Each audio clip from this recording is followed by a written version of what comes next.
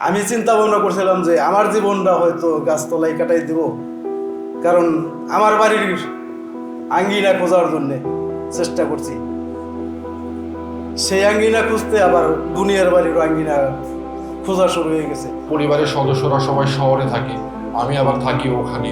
তো বাড়ি মানে তো শুধু গাছপালা বা ইট পাথর নয়, বাড়ি মানে তো বাড়ির মানুষগুলো।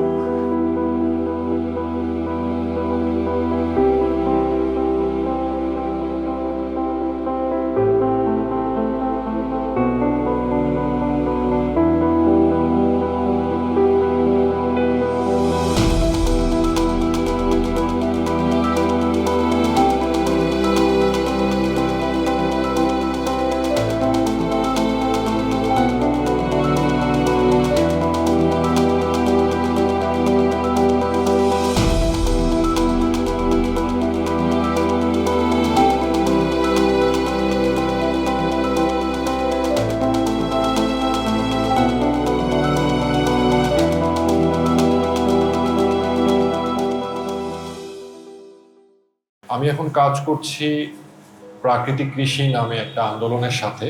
আমরা কৃষি কাজ করি, এর পাশাপাশি টুকটাক লেখালেখি গবেষণার কাজগুলো করি। তো আমার জন্ম হয়েছিল ঢাকার খুব কাছেই, মানে তখন এটা ঢাকার সিটি কর্পোরেশনে ঢুকেনি, ইউনিয়ন পরিষদ ছিল। জায়গাটার নাম দক্ষিণ গাঁও, মানে বুঝতে পারছেন গাঁও আছে মানে গ্রাম।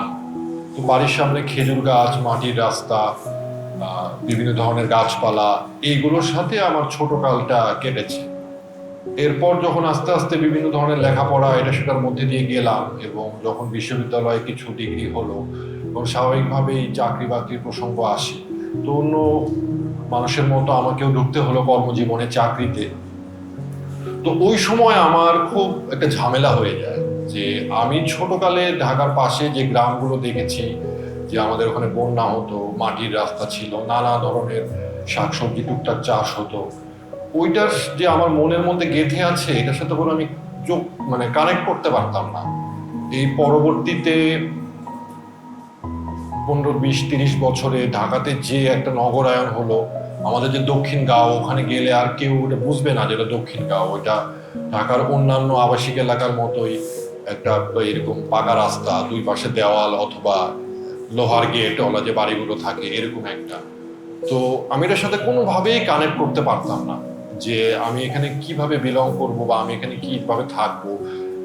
সকালে বের হয়ে একটা বিল্ডিং এ ঢুকে যাই, আবার বের হয়ে আর একটা ভবনে ঢুকে যাই অফিসের পরে। তো আমার একটু সৌভাগ্য ছিল যে আমার কর্মজীবনটা ছিল কৃষকদের সাথে, কৃষি নিয়ে গবেষণার সাথে যুক্ত ছিলাম। তো কৃষকদের সাথে কাজ থাকাতে বাংলাদেশের বিভিন্ন গ্রামে আমার যাওয়া হয়। তো আমি যখন এরকম গ্রামগুলোতে যেতাম তখন আমি নিজেকে খুঁজে পেতাম, নিজে আমার ভালো লাগতো, একটা ইতিবাচক আমি পেতাম। তো প্রথম সুযোগ পাওয়া মাত্রই আমি ঢাকার চাকরিটা ছেড়ে দিয়ে মানিকগঞ্জে প্রাকৃতিক কৃষি টিমের সাথে প্রাণ বৈচিত্র্য খামারে কাজ করা শুরু করি। ওখানে আগে আসা যাওয়া ছিল কাজের সূত্রে, কিন্তু এখন আমি ওখানে ফুল টাইমই থাকি, ওখানে কৃষি কাজ করি। তো এটা আমি কানেক্ট করতে পারি এখন আমি মাটির সাথে, বা এই যে বাড়ি বলতে যে বিষয়গুলো। তো এখন একটা দ্বান্দ্বিক অবস্থানে আছি যে আমার পরিবারের সদস্যরা সবাই শহরে থাকে, আমি আবার থাকি ওখানে। তো বাড়ি মানে তো শুধু গাছপালা বা ইট পাথর নয়, বাড়ি মানে তো বাড়ির মানুষগুলো। তো এই দ্বান্দ্বিক অবস্থানে থেকেও আমি মোটামুটি একটু ভালো আছি যে গ্রামে থাকতে পারছি। আমাদের প্রাণ বৈচিত্র্য খামারে আমরা যেটা করি, যে কোনো ধরনের রাসায়নিক সার বিষ ছাড়া নিরাপদভাবে জৈব পদ্ধতিতে, এটাকে আমরা প্রাকৃতিক বলি, প্রাকৃতিকভাবে কৃষিকাজ করি। পাশাপাশি বিভিন্ন ধরনের বন জঙ্গল এগুলো নিয়ে কাজ কারবার করি। তো বাড়ি বলতে আমার কাছে আমি এটাই বুঝি যে আমার ছোটকালে আমি যে একটা ঢাকার উপকণ্ঠে একটা গ্রামীণ পরিবেশে বড় হয়েছিলাম, এবং আমার বাড়ির যে সদস্যরা, আমার প্রতিবেশী, যাদের সাথে প্রতিদিন দেখা হতো, এই সব কিছু মিলেই আমি বাড়িটাকে অনুভব করি। কৃষিতে লেখাপড়ার সূত্রে আমি বুঝতে পেরেছি যে আমরা বাড়িতে থাকা শুরু করেছি খুব কম সময়ে, মাত্র 10-15 হাজার বছর। এর আগে মানুষ মূলত যাযাবর ছিল, মানুষের এরকম কোনো নির্দিষ্ট বাড়ি ছিল না, প্রায় 50-60 হাজার বছর এভাবেই মানুষ থেকেছে। তো এরপরে যখন কৃষিটা শুরু হলো তখন মূলত এই বাড়িগুলো শুরু হলো, এবং এই কৃষির উদ্বৃত্ত দিয়েই আমাদের এই বাড়িগুলো আস্তে আস্তে পাল্টে গেল।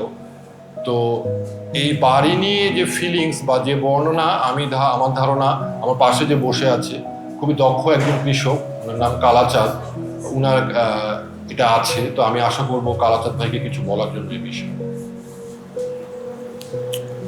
আসসালামু আলাইকুম, সবাইকে ধন্যবাদ। আর পোকাকে ধন্যবাদ, কারণ আমি আসলে পাগল প্রকৃতির মানুষ। বাড়ি নিয়ে কি বলবো, কারণ আমি এক সময় বাড়ি ছাড়া ছিলাম। বাড়ি আসলে কি এই জিনিসটা উপলব্ধি করছি হয়তো সর্বোচ্চ 8-10 বছর। এর আগে বাড়ি উপলব্ধি করি যেখানে রাত হয়েছে সেখানে কাজ, এরকম উপলব্ধি করে থাকছে আর কি। চিন্তা ভাবনা করছি 2 দিন পর দুনিয়ায় কি বাড়ি ঘর নিয়ে কি বাস্তবিক করব।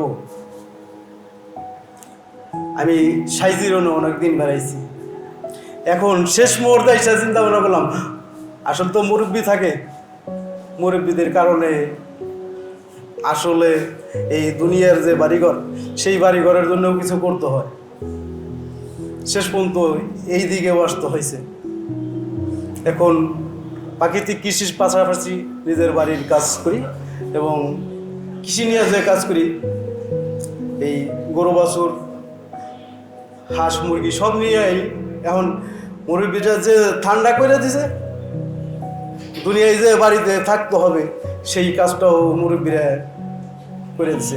আমি চিন্তা ভাবনা করছিলাম যে আমার জীবনটা হয়তো গাছতলায় কাটাই দিব, কারণ আমার বাড়ির আঙ্গিনা খোঁজার জন্যে চেষ্টা করছি। সেই আঙ্গিনা খুঁজতে আবার দুনিয়ার বাড়ির আঙ্গিনা খোঁজা শুরু হয়ে গেছে। কেন? অনেক মুরব্বীরা অনেক কথা কইল, কারণ আমি আসলে এগুলা খুঁজা নিজে থেকে পাই নাই যে কি উপলব্ধি করবো এই জায়গায় থেকে। আমি নিজে সেটা হয়তো বর্ণনা করতে পারি নাই। সবাইকে আসসালামু আলাইকুম। কারণ আমি আসলে এত বাড়িতে কি আছে আমার বাড়িতে কি আছে সেটা আমি বলতে পারবো না, কারণ আছে সংসার তো হয়তো করি, কারণ গরু বাছুর হাঁস মুরগি সব কিছুই আছে। এখন আজ যেই জায়গায় আসবো সেটাও আমার ইচ্ছাই না হয়তো, কারণ কাল রাত্রে আমার একটা গাভী বিয়েছে রাত 1টার পরে, একাই বিয়েছিল। তারপরও আসছে আর কি যে ওই যে বাল বাচ্চা আছে তারা দেখবো আর কি, তাদের জন্যই সংসার, আমার জন্য সংসার কি? সংসার যদি করবার যাই আমার জন্য কিছুই করা হবে না। এই জন্য ধন্যবাদ সবাইকে। কালা ভাইয়ের বাড়িতে আমি গিয়েছি। আমি যেখানে প্রাকৃতিক কৃষিতে কাজ করি তার পাশের গ্রামে ওনার বাড়ি।